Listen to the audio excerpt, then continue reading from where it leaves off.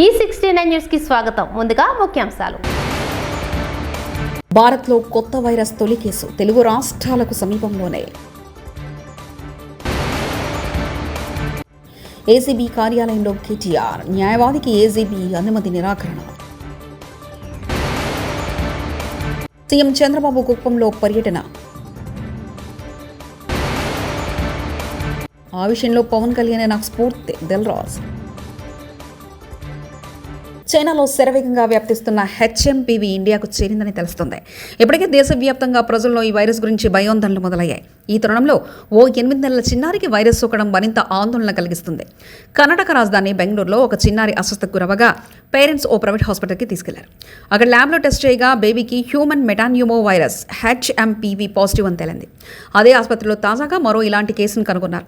ఇంకా 3 నెలల పాప ఈ వైరస్ బారిన పడింది. దీని మీద సమాచారం అందినట్లు కర్ణాటక ప్రభుత్వం తెలిపింది. అయితే తమ ల్యాబ్లో దీన్ని నిర్ధారించాల్సి ఉందని పేర్కొన్నారు. కాగా వైరస్ సోకిన 2 చిన్నారులతో పాటు వాళ్ళ కుటుంబ సభ్యులు ఎవరు కూడా గత కొన్ని రోజుల్లో విదేశాలకు ప్రయాణించకపోవడం గమనార్హం. భారత కార్యనిర్వాహక అధ్యక్షుడు మాజీ మంత్రి కేటీఆర్ ఏసీబీ కార్యాలయం వద్దకు చేరుకున్నారు.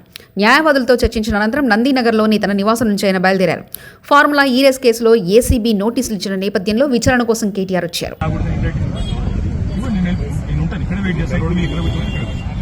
రైటింగ్ ఇవ్వమంటే లాయర్ రావడానికి వీల్లేదు, లేదంటే మీరు ఉంటే లేదు. మీకు లెటర్ ఇచ్చి వెళ్ళిపోమంటే మీకు లెటర్ ఇచ్చి వెళ్ళమంటే వెళ్ళిపోతాను. మీ ఇష్టం. I have to do this. ఇటు వెళ్ళిపోమంటే ఇటు వెళ్ళిపోతాను. You have no right to arrest me. I have right to an advocate. ఎవరు చెప్పి ఇన్ రైటింగ్ ఏంటి నాకు పద్ధతి కాదు కదా. మర్యాదగా మీతో కోఆపరేట్ చేస్తుంటే మీరు ఇంతమందిని పెట్టి హడావుడి ఎందుకు చెప్పండి. Right to an advocate. ఆడ పోయినాక వాళ్ళని చెప్పమని మీరే మీకు చెప్తుంది. AC your not ACP. వాళ్ళు చెప్పండి నాకు. నేను వాళ్ళని అడుగుతాను కదా, వాళ్ళు చెప్పండి నాకు. లేదంటే ఇటు వెళ్ళిపోతాను. మరి మీ ఇష్టం. It your wish. నా ప్రాథమిక హక్కులకు కూడా భంగం వాటిల్లకుండా చూసుకోవాల్సిన బాధ్యత నా మీద ఉంది. అందుకే పోలీస్ అధికారులు అడిగారు, ఎక్కడన్నా లిఖితపూర్వకంగా ఇవ్వండి అన్నాను. సో వారు సంప్రదిస్తున్నారు. నేను ఇక్కడ కేవలం ఇవాళ ఏసీబీ ఆఫీస్ ఏం ఇన్ఫర్మేషన్ కావాలి. ఇప్పుడు నన్ను వాళ్ళు అడుగుతున్న ఇన్ఫర్మేషన్ మొత్తం గవర్నమెంట్ దగ్గర ఉంది. నేను తీసుకున్న నిర్ణయం ఏదన్నా ఉంటే మినిస్టర్గా తీసుకున్నాను, గవర్నమెంట్గా తీసుకున్నాను. అట్లాంటప్పుడు నా దగ్గర ఉన్నదని సమాచారం వారు ఏదైతే అపోహపడుతున్నారో అదంతా మీ దగ్గరనే ఉంది. ఈ వాదనంతా కూడా నేను ఆల్రెడీ కోర్టులో చెప్పాను. కోర్టు ఆల్రెడీ తీర్పు రిజర్వ్ చేసి హైకోర్టు మీద ఉన్న గౌరవంతో, చట్టాల మీద ఉన్న గౌరవంతో, రాజ్యాంగం మీద ఉన్న గౌరవంతో నేను ఇక్కడికి వచ్చానని చెప్పాను. వారు మరి ఏ కారణం చేతనో నా లాయర్ నాతో రాకూడదు అంటున్నారు. మరి ఒక పౌరుడిగా నాకు నా లాయర్ను వెంటబెట్టుకుని విచారణలో భాగస్వామి చేసిన అధికారం నాకు ఉందని నేను అనుకుంటున్నాను. లేదు అని వారు అంటున్నారు. భారత రాజ్యాంగం నడుస్తుందని నేను అనుకుంటున్నా. కాదు రేవంత్ రెడ్డి రాజ్యాంగం మాత్రమే ఇక్కడ నడుస్తుంది తెలంగాణలో వాళ్ళు అంటున్నారు. చూడాలి మరి వాళ్ళు ఏం చెప్తారు. మీరు ముందుగా ఇన్ఫార్మ్ చేశారా అడ్వకేట్స్? బ్రదర్, వాళ్ళు హైకోర్టు తీర్పు రిజర్వ్ చేసిన తర్వాత హైకోర్టులో చాలా గంటల వాదనలు వాళ్ళు వినిపించారు ఏసీబీ తరఫున. ఇవాళ కొత్తగా మళ్ళీ ఇప్పుడు శోధించేది సాధించేది లేదు. చెప్పాల్సింది కూడా చెప్పకుండా ఇక్కడేదో హడావుడి చేసి నిన్న రైతు భరోసా ఎగ్గొట్టారు. కాబట్టి రైతు భరోసా నుంచి తప్పించుకోవడానికి 2 రోజులు మీడియాలో ఈ డ్రామా నడపాలని రేవంత్ రెడ్డి గారు అనుకుంటున్నారు. దీనికి మేము బాధపడం. రేవంత్ రెడ్డి గారు ఏమనుకున్నా 15,000 ఇస్తానని చెప్పి 12,000 ఇచ్చిన విషయము ప్రజలకు గుర్తుంది. మీరు ఎన్ని డ్రామాలు చేసినా మాకు ఇంకో సమాచారం కూడా ఉంది. నేను ఇక్కడికి రాగానే కావాలని కేటీఆర్ ఇంటి మీద రైడ్స్ అని చెప్పి అక్కడ రైడ్లు చేయించాలని ఆలోచన చేస్తాం. పర్వాలేదు, ఇవన్నీ డ్రామాలు మాకు తెలుసు. మీరు ఎన్ని డ్రామాలు చేసినా రాష్ట్ర ప్రజలకు నేను చేసే విజ్ఞప్తి ఒకటే, 420 హామీలు ఏవైతే రేవంత్ రెడ్డి ప్రభుత్వం ఇచ్చిందో అది అమలు చేసేదాకా కొట్లాడదాం. కేసులు ఎన్ని పెట్టినా, మీడియా మేనేజ్మెంట్ పాలిటిక్స్ ఎన్ని చేసినా భయపడాల్సిన అవసరం లేదు, బాధపడాల్సిన అవసరం లేదు. వాళ్ళు ఎన్ని రైడ్స్ చేసుకున్నా, ఎన్ని డ్రామాలు చేసినా సరిపోతుంది. నా లాయర్లు ఉంటే వాళ్ళకి వచ్చిన ఇబ్బంది ఏంటంటే, నాతో పాటు లాయర్లు ఉంటే నా రైట్స్ ప్రొటెక్ట్ చేయబడింది. ఇక్కడ మా నరేందర్ రెడ్డి గారిని అరెస్ట్ చేసినప్పుడు ఆయన ఇవ్వని స్టేట్మెంట్ ఇచ్చినట్టుగా పోలీసులు తప్పుడు వార్తలు రాసి మీడియా క్లిక్ చేశారు. నా రైట్స్ నేను ప్రొటెక్ట్ చేసుకోవాలి, లాయర్ కోరుతున్నాను. వాళ్ళకి వచ్చిన ఇబ్బంది సార్. ఇప్పుడు ఈ స్థాయిలో ఆంక్షలు పెట్టారు, మీరు నేరుగా విచారణకు అటెండ్ అవుతున్నారు వాళ్ళు చెప్పిన టైంకి. మా నరేందర్ రెడ్డి గారు ఇవ్వని స్టేట్మెంట్ ఇచ్చినట్టుగా తప్పుడు స్టేట్మెంట్లు రికార్డ్ చేసింది పోలీసులు. అందుకే నాకు వాళ్ళ మీద నమ్మకం లేదు కాబట్టి నా లాయర్ని తెచ్చుకున్నాను. ఇప్పుడు మా ఇంటి మీద రైడ్స్ రైడ్స్ చేసుకుని నాకు తెలిసి ఏం చేయబోతుంది. రైడ్స్ చేసి అవసరమైతే కొన్ని ఇంప్లాంట్ చేసి కొన్ని లేనిపోని సృష్టించి అందులో ప్లాంట్ చేసి దాని మీద కేసు బనాయించాలని వీళ్ళ చిల్లర ప్రయత్నం. నేను చిట్టినాయుడు గారికి చెప్పేది ఒకటే, ఇవన్నీ డ్రామాలు చేసినా ఎన్ని కథలు పడ్డా, ఎన్ని అక్రమ కేసులు పెట్టినా, నువ్వు రైతు భరోసా ఎగ్గొట్టింది ప్రజలకు తెలుసు, నువ్వు మాట తప్పింది తెలుసు, 420 హామీలు ఎత్తగొట్టింది ప్రజలకు అర్థమైంది. నువ్వెన్నీ చేసుకున్నా తప్పకుండా నేను వదిలిపెట్టాం. ప్రజాక్షేత్రంలో తప్పకుండా మా హక్కుల కోసం కొట్లాడు. ఇవాళ నేను అడిగేది ఏంటంటే, మొన్న నరేందర్ రెడ్డికి జరిగింది, ఇవాళ నాకు జరగదని గ్యారంటీ ఏంది? నరేందర్ రెడ్డి ఈయన స్టేట్మెంట్ ఇచ్చినట్టు, కన్ఫెషన్ ఇచ్చినట్టు, అనవసరంగా నా పేరు చెప్పినట్టు లేనిపోని పుకార్లు వీళ్ళే సృష్టించిన పోలీసు వాళ్ళు మీడియాకు లీక్లు ఇచ్చారు. ఇలా నాకు కూడా అట్లే చేస్తారనేది నా డౌట్. రెండవది ఇవాళ నేను మళ్ళీ చెప్తున్నా, నేను ఇక్కడ రాగానే నా ఇంటి మీద రేడ్ చేయాలని చెప్పి వాళ్ళు ప్లాన్ చేసుకున్నారు. తప్పకుండా నా ఇంటి మీద రేడ్ చేస్తే కూడా అందులో ఏమని ఇరికిచ్చి, రేవంత్ రెడ్డి గారు ఇచ్చిన 2 చిట్టీలు, అవసరమైతే ఇంకో 2 ఏమైనా సృష్టించి అని ఇరికిచ్చి కావాలని బదనాం చేయాలన్న చిల్లర ప్రయత్నం వాళ్ళు చేస్తున్నారు. నా హక్కుల కోసం తప్పకుండా నేను కొట్లాడతాను. న్యాయవాదుల సమక్షంలో ఎంక్వైరీ చేయాలని కోరుతున్నాను. తప్పే ఉంది. చాలాసేపటి నుంచి వెయిట్ చేస్తున్నారు, ఇంకెంతసేపు వెయిట్ చేస్తారు? ఏమన్నా చెప్తున్నారు? 5 నిమిషాలు చూసిన తర్వాత మరి పోలీసులు సహకరించకపోతే నా దారి నేను అంటే ఇప్పటివరకు అయితే ఏం చెప్పట్లేదు పోలీసు వాళ్ళు. మరి లిఖితపూర్వకంగా ఏం చేయట్లేదు, కానీ వాళ్ళు ఫోన్లు వాళ్ళు ఏదో మాట్లాడుతున్నారు పైకి. రేవంత్ రెడ్డికి మాట్లాడుతున్నారో, మరి ఇంకా డీజీపీకి మాట్లాడుతారో, ఎవరికి మాట్లాడుతారో తెలియదు. వాళ్ళు ఏం చెప్తారో దాన్ని బట్టి నా తదుపరి. సార్, ఇప్పుడు అడ్వకేట్స్ అనుమతి లేదు అనేది అయితే నిబంధన లేదు కదా? అడ్వకేట్స్ అనుమతి లేదు అనేది తప్పు. మొన్న పట్నం నరేందర్ రెడ్డి మీద ఏ కుట్ర అయితే వీళ్ళు చేసిండ్రో, ఆయన ఈయని స్టేట్మెంట్ ఇచ్చినట్టు పోలీసు వాళ్ళు ఏదైతే దొంగ స్టేట్మెంట్ సృష్టించి ఆయనను నన్ను బద్నాం చేసే ప్రయత్నం చేసిండ్రో, అది జరగకూడదన్నదే నా తాపత్రయం. అందుకే లాయర్ ఉండాలని నేను కోరుతున్నా. లాయర్ ఉంటే వాళ్ళకి అభ్యంతరం ఏందో నాకు అర్థమైతే లేదు. ఏమైనా కానూను ఉందా, చూపెట్టు, కాగితం చూపెట్టు, కాగితం చూపెట్టు. సార్, మీరు క్వశ్చన్ చేస్తే ఏం చెప్తున్నారు?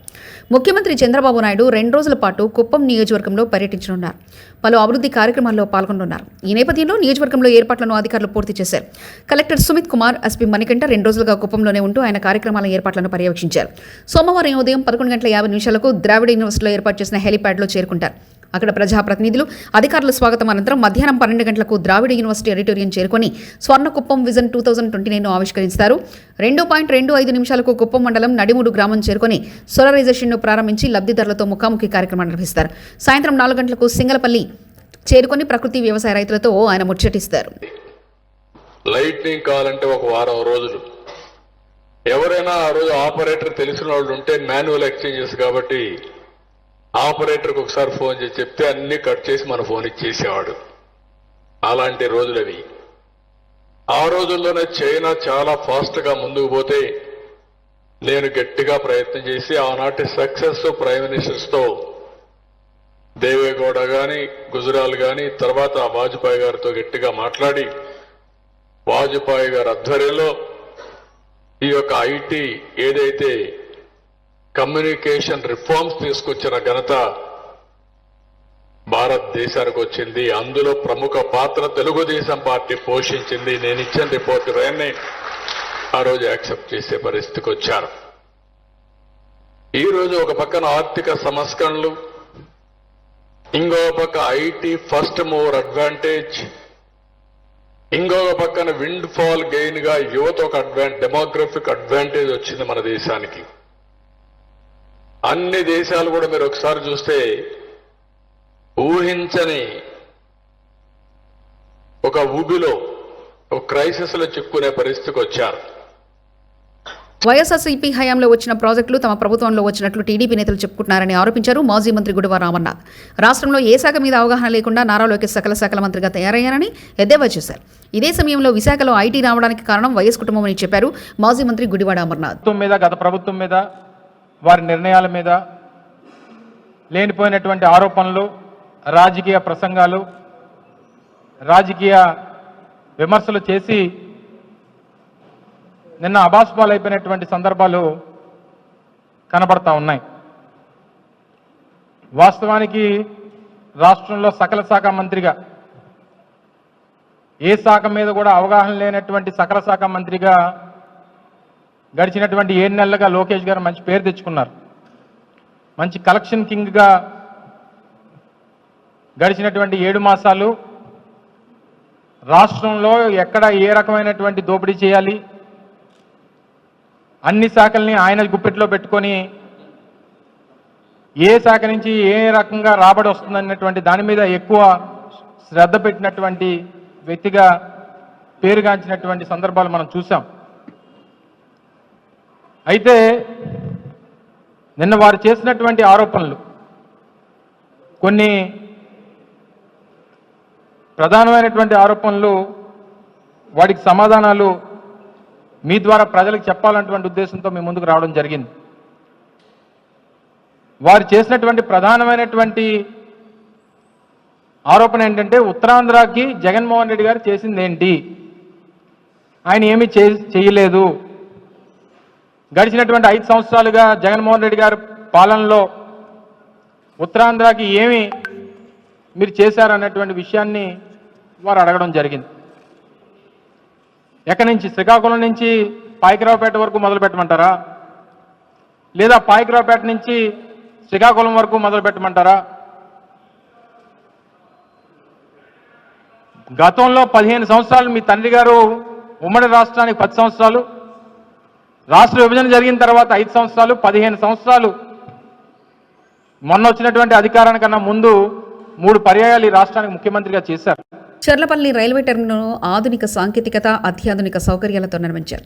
ప్రయాణికులకు విమానాశ్రయంలో ఉన్నామా అనుకునేట్లుగా సౌకర్యాలు కల్పించారు. సోమవారం దీనిని ప్రధాని మోదీ వర్చువల్గా ప్రారంభించారు. చర్లపల్లి రైల్వే టెర్మినల్కు సంబంధించిన డ్రోన్ దృశ్యాలను మీరు చూడండి.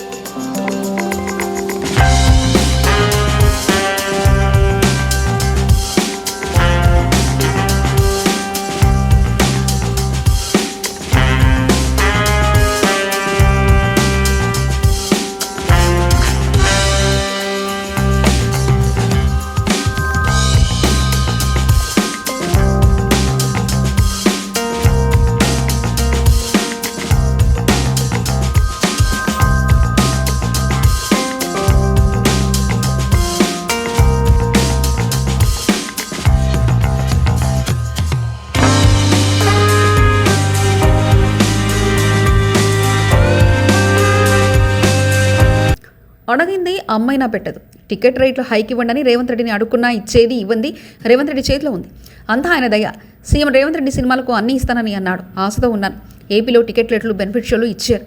తెలంగాణలో కూడా ఇవ్వండి అని అడుగుతా అంటూ ఎఫ్డీసీ చైర్మన్ నిర్మాత దిల్ రాజు అన్నారు. చూస్తే తెలుస్తుంది, మీకు ఏం కావాలన్నా తీసుకోండి, మీరు అది తీసుకోండి, ఇది తీసుకోండి. ఆయన స్పీచ్ చూడండి.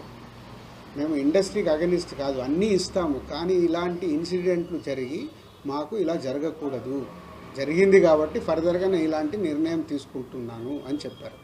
సో అన్నీ ఇస్తానని కూడా చెప్పారు. నేను ఆశతో ఉన్నాను. ఆయన స్పీచ్ మీరు ఒకసారి రివైండ్ చేసుకొని చూడండి అసెంబ్లీది. నేను 10 సార్లు చూశాను. అన్నీ ఇస్తాను అంటున్నారు, అన్నీ ఇస్తాను అంటున్నారు, మీరు అన్నీ తీసుకోండి అంటున్నారు. ఇప్పుడు అడగలేదు అనుకో, ఆకలి అవుతుందని అమ్మ కూడా అన్నం పెట్టదుగా. ఐ వాంట్ ప్రొడ్యూసర్గా ఆ స్టేట్లో వచ్చింది, మీరు మాకు కోఆపరేట్ చేస్తే బాగుంటుందని అడుగుతాను. తర్వాత ఇక ఆయన నిర్ణయం ఫైనల్. హన్మకొండలో ఉప ముఖ్యమంత్రి బట్టి విక్రమార్కకు అవమానం. ఎలక్ట్రిక్ బస్సుల ప్రారంభోత్సవం, బట్టి విక్రమార్క ఫోటోని మర్చిపోయిన అధికారులు, గమనించిన తర్వాత ఫోటో నతించిన అధికారులు, బీజేపీ నాయకుడు బండి సంజయ్ ఫోటో పెట్టి బట్టి విక్రమార్క ఫోటో ఇలా మర్చిపోతారంటూ మండిపడ్డ బట్టి వర్గీయులు. అదే పట్నం వచ్చి పని చేస్తే 800 ఇస్తాను, ఏదినయ్యా బస్ కిరా లేదు, సగంగా వస్తాను. కాబట్టి ఒక చక్కటి పథకం, మహాలక్ష్మి పథకం. మరి ఒక సంవత్సరం లోపలనే 116 కోట్ల మంది మహాలక్ష్మి పథకం ద్వారా ప్రయాణం చేశారు. మన అక్కలు, మన చెల్లెలు, ఈ తెలంగాణ రాష్ట్రంలో ఉన్నటువంటి మరి మహిళా సోదరి మనులందరూ కూడా. అదే విధంగా 4,000 కోట్ల రూపాయలు ఆదా అయింది వాళ్ళకి. ఏది టికెట్ కొనకుండా మరి 0 టికెట్ ద్వారా వారు ప్రయాణం చేసినందుకు. చక్కటి పథకం కదా. బస్సు ఎక్కడ ఎక్కి బస్సు ఎక్కడ దిగినా, బస్సు ఎక్కడ ఎక్కి బస్సు ఎక్కడ దిగినా, ఎక్కడ ఎక్కి బస్సు ఎక్కడ దిగినా, ఏ పల్లెల నుండి ఏ జిల్లకు పోయినా, పల్లెల నుండి ఏ జిల్లకు పోయినా, ఏ పల్లెల నుండి ఏ జిల్లకు పోయినా, పల్లెల నుండి ఏ జిల్లకు పోయినా, ఆర్టీసీ బస్సులో అక్కలారా మీకు ఉచిత ప్రయాణం మా తల్లులారా.